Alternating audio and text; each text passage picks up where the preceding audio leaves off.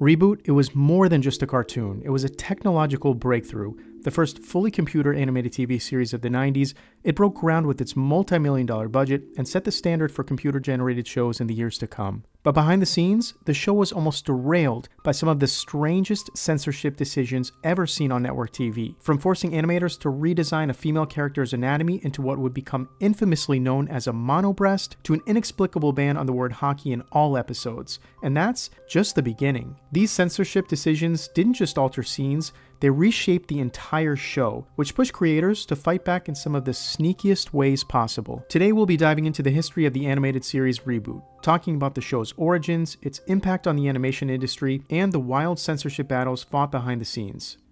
In the early 1990s, animated television was still heavily reliant on traditional hand-drawn techniques. While some shows like Tailspin began to experiment with blending 3D animation into their hand-drawn sequences, these early attempts were often plagued with errors that required frequent reworks. Ian Pearson, co-creator of Reboot, was determined to change the landscape, proving not only that a fully computer-generated series could be created, but also thrive in primetime television. Ian Pearson was no stranger to CG animation, and in the 1980s, Pearson and his co-creator Gavin Blair gave audiences one of its first glimpses into what fully computer-generated characters could look like in the Dire Straits hit music video, Money for Nothing. While the music video showcased the potential of computer-generated characters, the technology needed to create a full-length computer-animated series simply wasn't there yet. And by Pearson's own admission, his earlier attempts ended up looking more like extended video games. But as the years passed with technology advancing rapidly, he felt the time had finally come to pursue his vision of producing a full-length animated series. A bold idea in an industry where it remained largely untested. At the time, big-budget films like Jurassic Park and The Lion King had started to incorporate 3D animation, but the costs were astronomical, and even brief scenes demanded countless hours of labor. For example, the iconic stampede scene in The Lion King, which lasted only around 3 minutes, took over 3 years to complete. Given the staggering costs and technological demands, most studios were understandably hesitant, and Pearson and his team recognized that before pitching their vision, they had to first demonstrate that it was even possible to create such a show within the confines of a television budget. With the cost of the necessary computer equipment being so expensive at the time, Pearson couldn't afford to buy the technology outright and instead had to borrow computers to create a 2-minute demonstration. The proof of concept was funded by Limelight Productions, a company that soon after filed for Chapter 11 bankruptcy. Some speculate that the steep costs of producing the Reboot demo may have played a role in its downfall. The demo eventually found its way into the hands of ABC Studios. While many were reluctant to invest in a project of this scale, Jenny Trias, president of ABC Children's Entertainment, embraced the challenge, stating, "Someone's got to start it, someone's got to take that risk." The first season of Reboot consisted of 13 episodes and reportedly cost the studio a staggering $10 million to produce. While this may not seem like much by today's standards, with modern animated series like The Clone Wars costing $1 million per episode and top voice actors earning up to $400,000 per show, back in the early 90s, it was more than double the budget of any other animated series on the air. Bringing Reboot to life was no small feat. The groundbreaking technology demanded data processing and rendering on a scale never before attempted, leading to countless technical setbacks. In fact, during the first year alone, the team endured over 17,000 system crashes. The creators worked around the clock, even out of cramped hotel rooms, before they secured proper office space. And all the hard work and struggles proved to be worthwhile, as when the episode finally aired, the response was overwhelmingly positive. The show graced the cover of numerous magazines, earned widespread praise from TV critics. Its popularity even led to the creation of a line of action figures. Fast forward, Reboot time! Warning, incoming game. Main frame is mine. Oh my. Spice, we need your help! Enzo, your zip cord! The early buzz and glowing reviews validated the groundbreaking work that had gone into bringing the show to life, at least initially. While things appeared to be going well on the surface, a more sinister conflict was unfolding behind closed doors.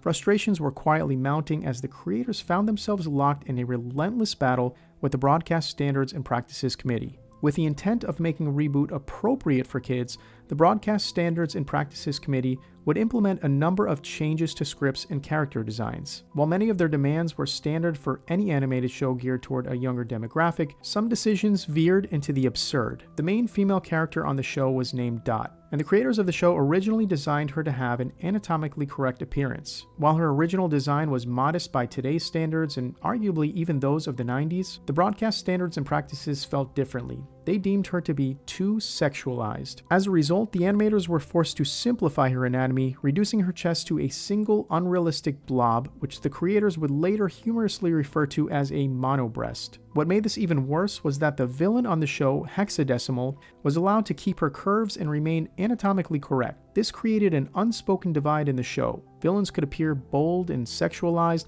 while heroes like Dot had to be more conservative and restrained. While these measures were a bit drastic, it was still feasible to see where the censors were coming from in this instance. But this was only the tipping point of the story of censorship, and from here, things really start to get, well, strange. The show's creators were handed a list of banned words and phrases, many of which made sense for a children's program.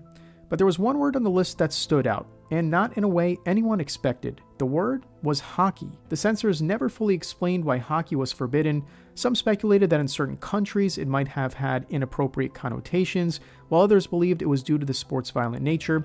In the end, the ban raised more questions than answers. In another episode called Talent Night, there was a scene where the character Dot gave her brother Enzo a kiss on the cheek. Innocent enough, or was it? It turns out the censors were fearful this could promote familial relations and cut the scene from the episode. Co-creator Ian Pearson would later describe this decision as one of the sickest things I've ever heard. And then there were moments when the censorship defied all logic. A good example of this was with the episode titled Bad Bob. The script was created by Dan Didio and was a parody of the Mad Max movies. Interestingly enough, one of the artists on this episode, Brendan McCarthy, would later go on to co-write Mad Max Fury Road with George Miller, and it's hard to miss the striking resemblance between some of his original work on this episode and the iconic visuals in Fury Road. When the script for Bad Bob was first submitted, the response was blunt. Show completely rejected. No explanation was given. Frustrated and likely exhausted at this point, the creators decided to resubmit the script again. This time, to their surprise, it was completely approved. What did they change the second time around, you might ask? Not a single thing. As the censorship grew more absurd, the creators' patience wore thin, and they started to fight back in some of the sneakiest ways possible. In an episode titled Web World Wars, the final episode that aired on ABC before the show was canceled on their network, there's a memorable line where a character yells, "It's the ABCs! They've turned on us! Treacherous dogs!" These were meant to refer to armored binome carriers, the name given to Megabyte's tanks on the show. It was easy to see what the creators were really trying to say there. In another episode, it was stated that the creators slipped a hidden message aimed at the broadcast standards and practices. A string of binary codes subtly woven into the city skyline flashed on screen. Those who decoded it revealed that it translated to a rather specific message. When it came to non-TV licensing, on the other hand, the creators enjoyed a bit more freedom. A PlayStation game was released with notably more violence and bolder themes.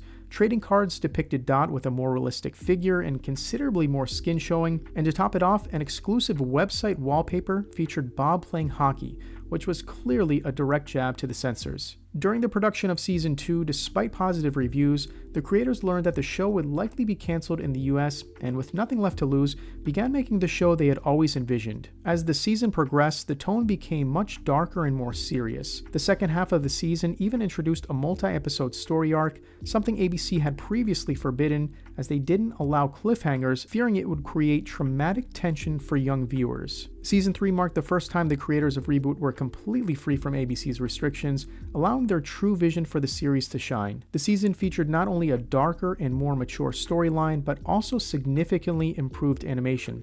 The series would conclude a few years later with Season 4, which took the form of 2 TV movies, Damon Rising and My Two Bobs. These films delved deep into Mainframe's history, revealing the creation of Los Angeles, Bob's arrival in the system, and the origins of Megabyte and Hexadecimal. In 2007, there were plans for a reboot trilogy of films, with Daniel Allen as the lead character design. Fans even got a sneak peek through a teaser trailer. Unfortunately, the project never materialized. The latest addition to the Reboot series came in 2018 with a live-action CG hybrid series distributed by Netflix. It ran for 2 seasons, but didn't quite capture the magic of the original, and was widely panned by critics and fans alike. Have you watched Reboot? Let me know your thoughts in the comments below, and thank you for watching.